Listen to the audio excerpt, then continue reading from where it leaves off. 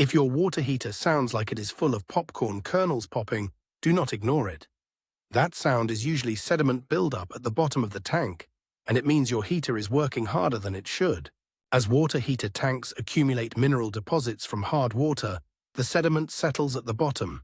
The burner or elements then heat the sediment instead of the water directly, creating hot spots that cause the popping and rumbling sounds. Watch for the popping noise when the heater kicks on.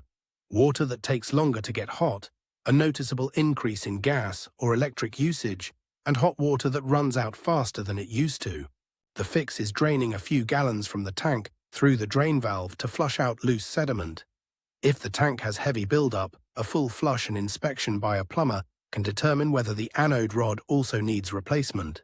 Save this because a sediment-covered tank runs hotter, wears out faster, and can eventually overheat to the point of tank failure. Annual maintenance costs almost nothing compared to early replacement. In areas with hard water, sediment buildup can reduce the efficiency of a water heater by 25 to 30%. That translates directly to higher utility bills every month. The problem goes unaddressed.